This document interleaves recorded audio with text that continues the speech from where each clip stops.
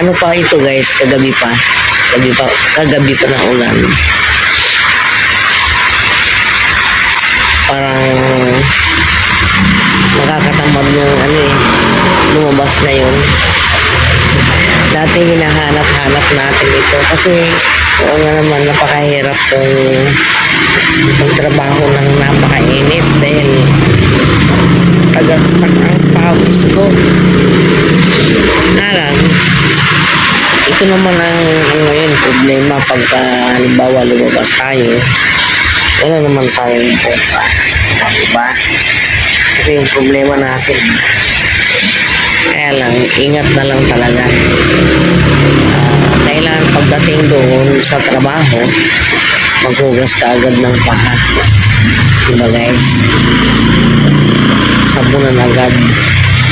Kailangan nang magdala ng alcohol para pagkatapos mo natin maghugas, alcohol agad para siguradong patay ang bakterya. Dahil alam naman po ninyo, meron akong sugat na hindi nagaling.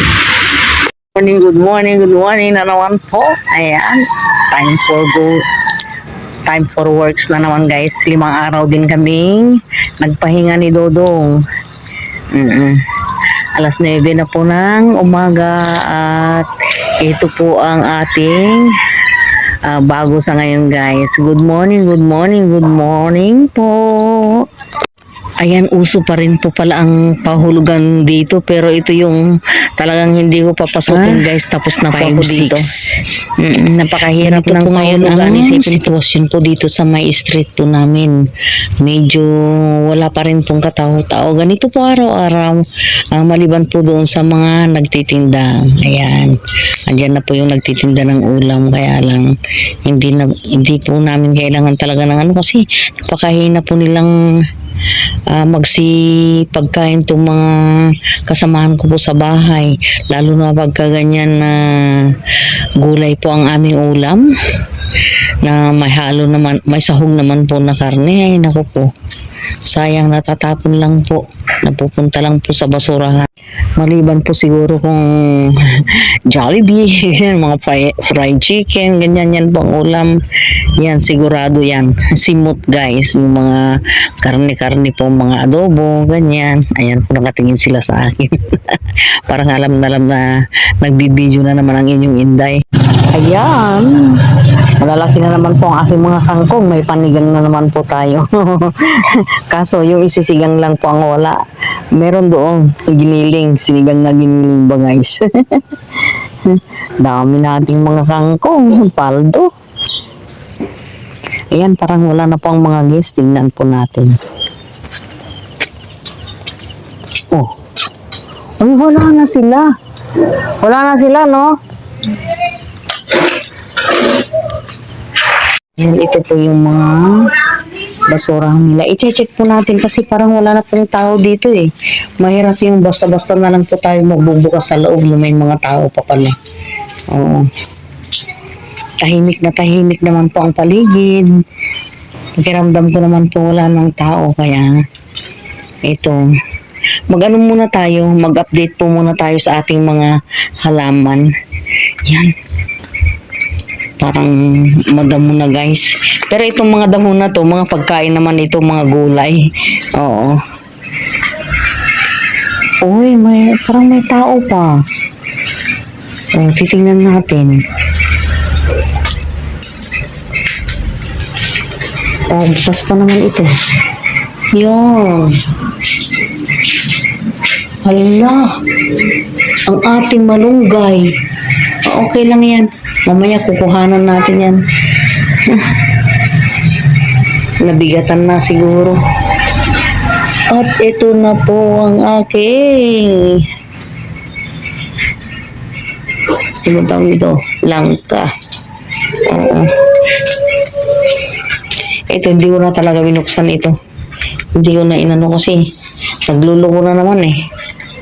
Masakit sa ulo. Oo. Masakit sa ulo. Paano po natin malalaman na wala na palang tao? Yun, parang wala naman na talaga eh. Oh. Pasok tayo. Oh, patay naman ang mga aircon. So, ibig sabihin, wala nang tao. Ganito po ang kulay ng aming swimming pool ngayon. Yan. Ito lang. Ito lang ang hindi. Okay. Oh. Ngayon naman guys, ay susubukan po natin buksan ito. Kasi nangatok naman na po ako. Nag-doorbell na ako. Walang sumasagot. Kaya itry po natin buksan. Pero magkatok muna tayo.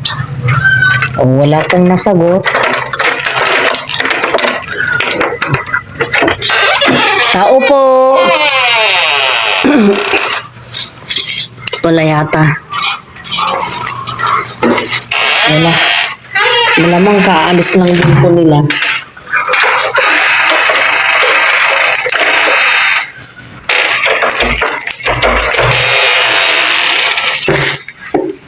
Ngayon, i-check po natin kung may tao sa itaas. Yan. Tao po! Yan. Walang nasagot. Ibig sabihin, wala na pong katao-tao. Yan, mga bukas na rin po yung mga ano. Yan. Kaya pwede na po tayong mag-umpisa. Na? Huh? Nagmumuis yung ating ano, salamin, no? Huh? Oh. Oh. Nagmumuis. Anong balita? Oh, malinis ang balita. Malinis. Titignan natin ang mga kwarto. Yun. Yung ordinary room, hindi po nagalaw yun, guys.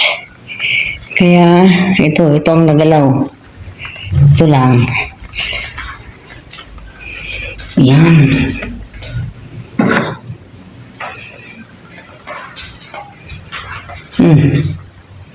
Okay. Good morning po. Alas 8:30 na po. At ito going to work na naman po ang inyong Inday. Ayan. Ayan sa nakikita po ninyo. Medyo malakas-lakas na din po ang ulan. Good morning po. Papasok na po tayo. Ang ganda ng kulay ng ano. Kaya lang hindi po hindi po healthy. Dapat green na green po ang kulay ng dahon nito.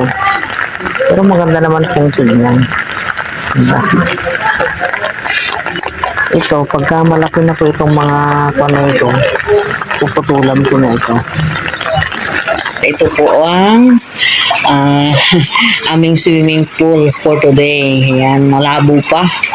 Kahapon pa po ito malabo eh. Kasing labo ng naglilinis eh. Sinabihan ko na nalagyan ng chlorine eh. At saka lagyan ng muriatic. Ewan ko kung nilagyan ito. Wala. Mauubos lang ang ating kuryente sa ganitong sitwasyon, guys. Ayan. Ito na po yung aking mga halaman po dito. Oh. Mataas na po yan. Oh. Mataas na. Kailangan nang magdagdag ng mga lupa, kaya lang wala pang oras Inday. Medyo masama pa ang pakiramdam ko. Ayun na po yung aking bonsai. Ang laki na. Bali, ano na po yan? Mga 6 years old na.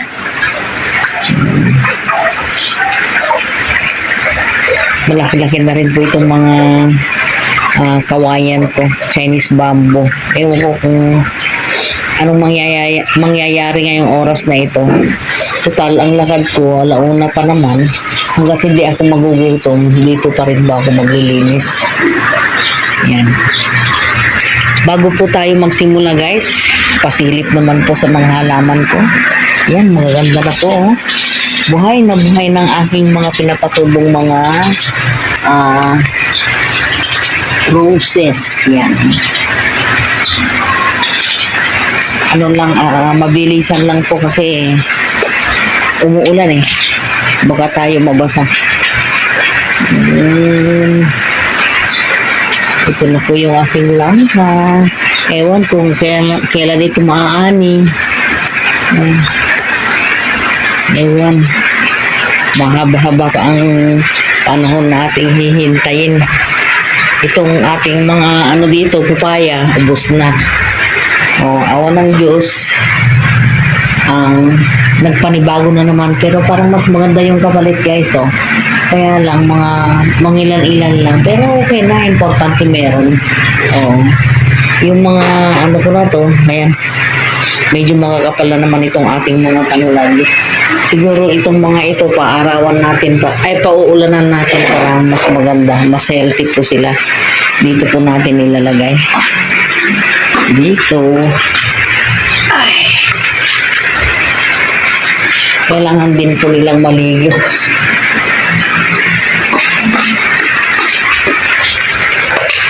Ayan, ikot po tayo rito sa banda rito. Okay.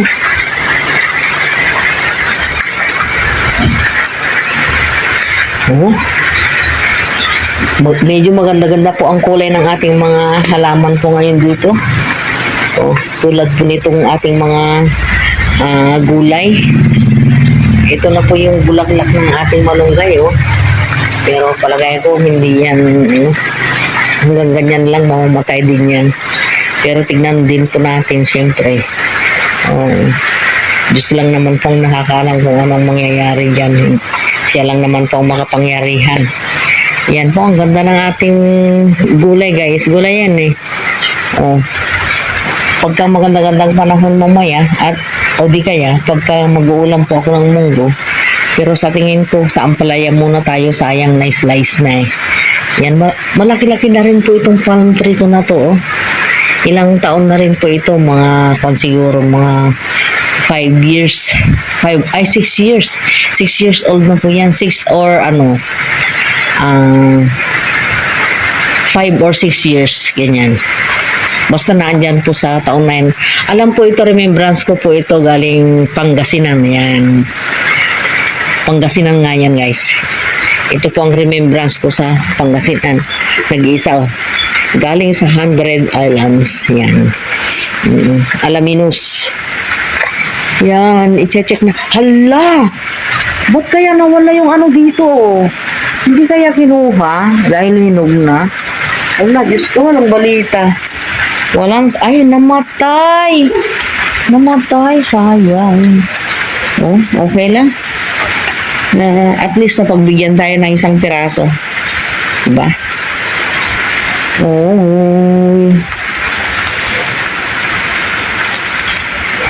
Daming bulaklak ng ating mga kalamansi.